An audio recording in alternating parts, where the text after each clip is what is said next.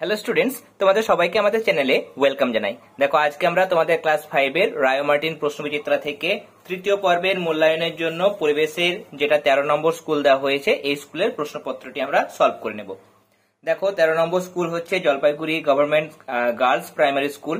এই স্কুলের প্রথম প্রশ্ন হচ্ছে, প্রেসার কুকারের প্যাকেটে কোন ছাপ থাকে? আইএসআই ছাপ থাকে।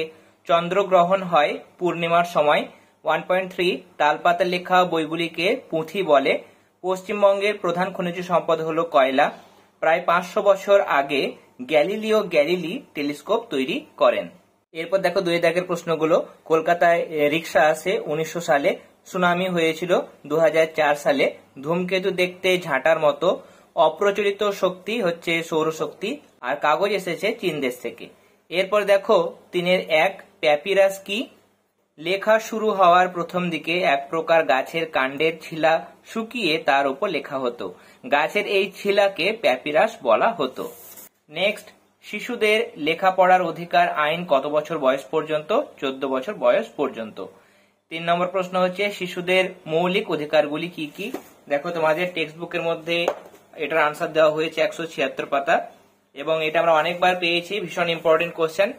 এখানে যে অধিকারগুলো দেওয়া হয়েছে, এই অধিকারগুলো তোমরা মুখস্থ করে যাবে। এটা তোমাদের 3rd ইউনিট টেস্টে আসতে পারে। এরপরে নেক্সট কোশ্চেন দেখো, ধস নামে কেন? লিখবে, খনি থেকে অধিক পরিমাণে খনিজ সম্পদ যেমন কয়লা তোলা হলে নিচে ফাঁকা হয়ে যায়, ফলে উপরের মাটি অবলম্বন না পেয়ে ধসে পড়ে।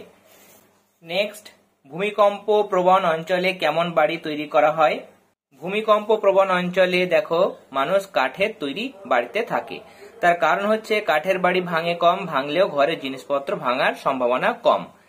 2 নম্বর, কাঠের বাড়িতে জীবনহানির সম্ভাবনা কম। 3 নম্বর, বাড়ি ভাঙার পরেও ওই কাঠ দিয়ে আবার নতুন বাড়ি বানানো যায়। তাহলে এগুলো হচ্ছে কারণ।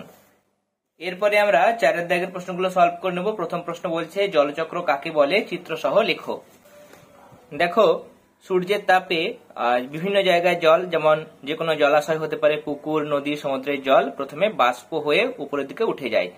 উপরে উঠে যাওয়ার পর তারপর সেটা ঠান্ডা হয় এবং মেঘে পরিণত হয়। মেঘ থেকে যখন বৃষ্টি হয়, তখন সেই বৃষ্টি আবার জল, মানে বৃষ্টির জলটা পুকুর, নদী, সমুদ্রে ফিরে আসে। আবার সূর্যের তাপে আবার পাহাড়ের মাথায় সঞ্চিত বরফ গলে জল উপরে বাষ্প হয়ে উপরে উঠে যায়। এরকম ভাবে জল কখনো মেঘে, কখনো বৃষ্টি, আবার কখনো বরফ রূপে আকাশ আর পৃথিবীর মধ্যে ক্রমাগত ঘুরে চলেছে। এই যে চক্র, এটাকে বলা হয় জলচক্র। এটা তোমরা লিখবে এবং অবশ্যই তোমরা ছবিটা বা চিত্রটা অঙ্কন করে দেখাবে। নেক্সট কোশ্চেন, সূর্যগ্রহণ ও চন্দ্রগ্রহণ কাকে বলে? চিত্র সহ লেখো। সূর্যগ্রহণ কাকে বলে? 310 পাতায় দেওয়া হয়েছে। কোন অমাবস্যার দিন যখন সূর্য ও পৃথিবীর মাঝে চাঁদ এক সরলরেখায় আসে, তখন কিছুক্ষণের জন্য চাঁদের ছায়া পৃথিবীর উপর পড়ে। পৃথিবীর যে অংশে চাঁদের ছায়া পড়ে, সেখান থেকে ওই সময় সূর্যকে দেখা যায় না। একে সূর্যগ্রহণ বলে। এবং সূর্যগ্রহণের চিত্র দেখো, এখানে দেওয়া হয়েছে। সূর্য, চাঁদ এবং পৃথিবী একই সরলরেখায় থাকে, এবং চাঁদের ছায়া পৃথিবীতে পড়ার ফলে দেখো ক এবং খ এর মাঝে যে জায়গা, সেখান থেকে সূর্যকে দেখতে পাওয়া যায় না, অর্থাৎ এখানে সূর্যগ্রহণ ঘটে। চন্দ্রগ্রহণটা দেখো 315 পাতায় দেওয়া হয়েছে। কোন কোন পূর্ণিমা রাত্রে পৃথিবী যখন সূর্য ও চাঁদের মাঝখানে এক সরলরেখায় চলে আসে, তখন পৃথিবীর ছায়া চাঁদের উপর পড়ে, ফলে চাঁদকে দেখা যায় না। এই ঘটনাকে চন্দ্রগ্রহণ বলে। চন্দ্রগ্রহণের দেখো চিত্র, এখানে যে চন্দ্রগ্রহণের চিত্র দেওয়া হয়েছে, সূর্য এবং চাঁদের মাঝখানে পৃথিবী, এবং এখানে পৃথিবীর ছায়া চাঁদে পড়ার জন্য ক এবং খ এই মাঝে যে জায়গা, এখান থেকে পৃথিবী থেকে চাঁদকে দেখা যায় না, অর্থাৎ এই জায়গাতে চন্দ্রগ্রহণ হবে। তাহলে এই চিত্রটা তোমরা দেবে। এরপর দেখো, রাস্তায় বেরোলে তুমি কি কি সাবধানতা অবলম্বন করবে তা লেখো। টেক্সট বুকের মধ্যে 150 পাতা এটা দেওয়া হয়েছে। ভীষণ ইম্পর্টেন্ট কোশ্চেন। এখানে টোটাল দেখো 5টা পয়েন্ট দেওয়া হয়েছে। এই 5টা পয়েন্ট তোমরা লিখবে। নেক্সট, বন্যপ্রাণী কিভাবে সংরক্ষণ করবে? বন্যপ্রাণী সংরক্ষণের কয়েকটি উপায় হলো, প্রথম হচ্ছে বাঘ ও অন্যান্য প্রাণীদের জন্য বাসভূমি সুনিশ্চিত করতে অভয়ারণ্য, জাতীয় উদ্যান, সংরক্ষিত অরণ্য, পাখিরালয় গড়ে তোলা। 2 নম্বর, চোরা শিকার বন্ধ করতে কঠোর আইন প্রণয়ন করতে হবে বা প্রণয়ন করা। 3 নম্বর, লুপ্তপ্রায় প্রাণীদের চিহ্নিত করে সংরক্ষণ করা। আর 4 নম্বর, মানুষকে বা সাধারণ মানুষকে সচেতন করা। এরপরে দেখো, টিকা লেখো জোয়ার ভাটা।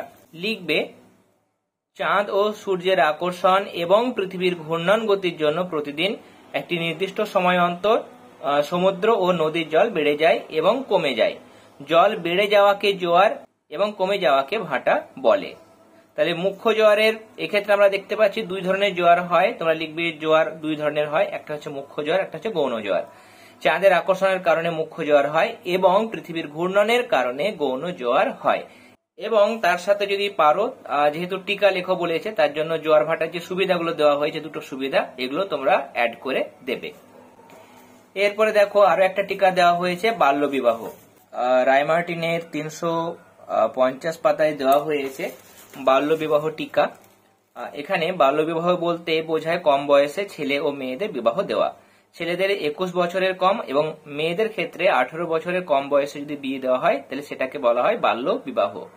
এক্ষেত্রে সমস্যা কি, আমাদের দেশে অনেকে ছেলে মেয়েদের অল্প বয়সে বিয়ে দিয়ে দেন। এই বাল্য বিবাহ আমাদের দেশের একটি কুপ্রথা ও সমস্যা।